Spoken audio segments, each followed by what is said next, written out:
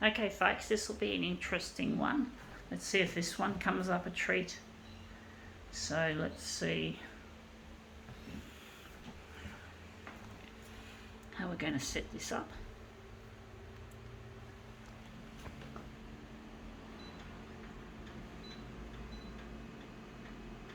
Going to actually do that later. No, I'm not touching the enlargement.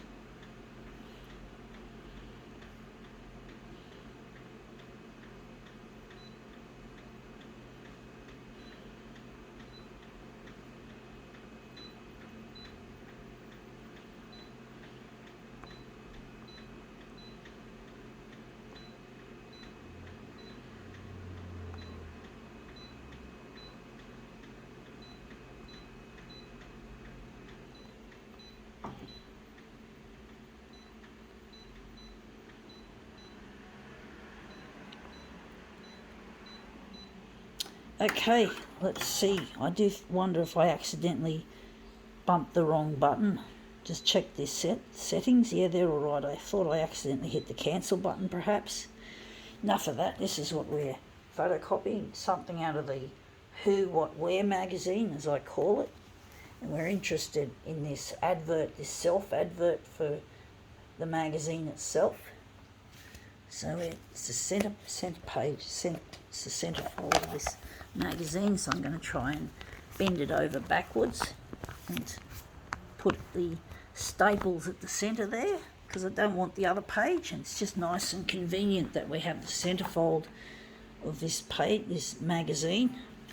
Of course, the word centrefold has sexual connotations, of course, especially for those who like porn magazines. I actually think we can enlarge this, come to think of it.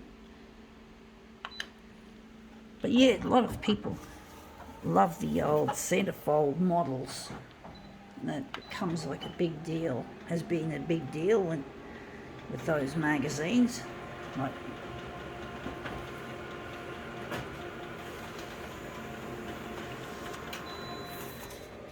and that's come up looking quite interesting. I do wonder if maybe we could utilise maybe a section out of it and get rid of this writing and just utilise this stuff, this free-form stuff.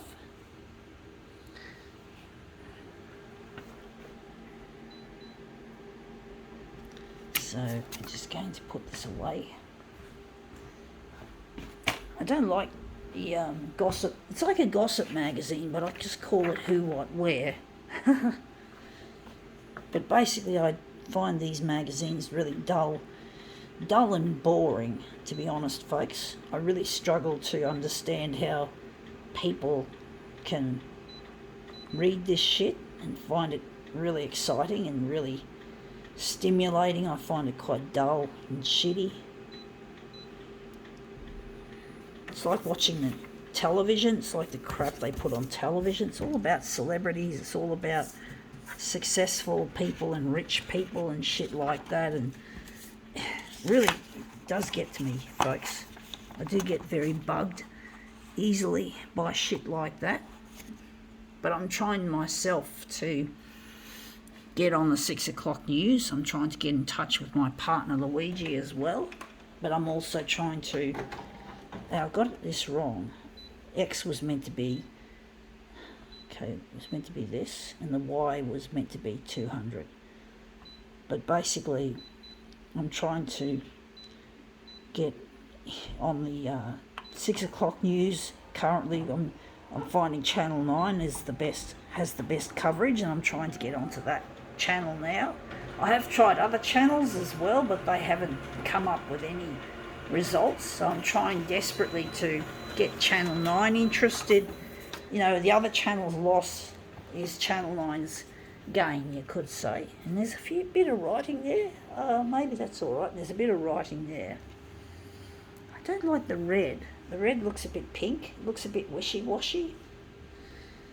But basically, it's really challenging trying to compete on a very difficult stage. You know, you just feel like everything's competition, and when there's competition, there's lots of people, and lots of people inevitably means what chance have you got? It's a lottery. It becomes a fucking difficult game. And yeah, you just get really pissed off when you watch the news and your stuff does not appear. And I'm a person who has not got much money. I live with disability, and I can't make enough money to cover these costs very well, being disabled. And this looks much the same as this. This is the red and this is the pink. But basically, I feel like my work is falling on deaf ears, and I want to get out of the poverty trap of being disabled. I don't like the way being disabled often entails poverty or low budget. It really is difficult trying to get out of this trap, because I don't enjoy myself as a disabled person. I don't fancy my job working in a disabled job, like a sheltered workshop, if I want to be bluntly honest, folks.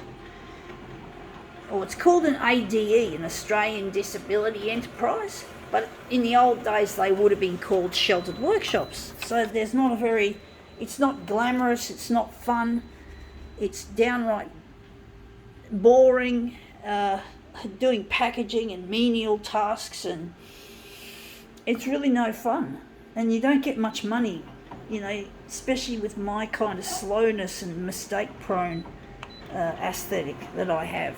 I just can't work fast enough to keep up in a normal job. And even other people with disabilities can outstrip my speed and accuracy with tasks. I'm very slow, and I try to do my best, but I can't get... I do think this is a yucky sort of a colour. I do wonder if maybe I should change it.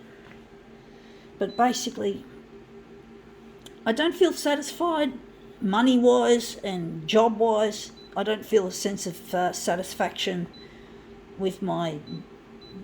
and I have to concentrate on what I can do after I've considered what the disability stops me from doing.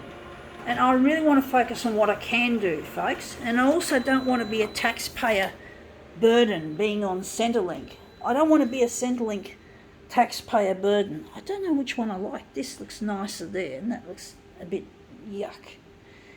But yeah, I just don't want to... I just feel like a burden on the fucking taxpayer's purse. Even though I've got every right to have this benefit. I have every right to be on Centrelink. It's not like I'm doing the wrong thing. It's just I feel that way, and I really want to be in a situation where it's more, you get more satisfaction and you get more, because I am smart. I've only got parts of the brain that don't work. The short-term memory and the hippocampus don't work, severely impairing my ability to learn and to comprehend things. I don't know where the comprehension is another area of the brain separate to the hippocampus and the short-term memory. There's just so many... It's so complicated, folks, and I can only just understand little bits of things. And all I know is that the short-term memory is what you use that in the classroom, and the long-term memory is made through the hippocampus. The hippocampus takes the short-term memories and turns them into long-term memories. And the thing is, I can't absorb information with my short-term memory, and haven't got enough hippocampus function to take those memories and turn them into long-term memories. So I'm fucked up for sure in those areas. And I read that they're the areas that are most likely to be affected by oxygen starvation, because I came out feet first and I had a cord around my neck as well. So I had the oxygen zipped out of my body, and I could have died, but I didn't. I survived, folks. A fighter, yes, you could say. Now I have to fight for my life to get my life on track. And that's come up looking quite a treat. I think we can now call this demo quits.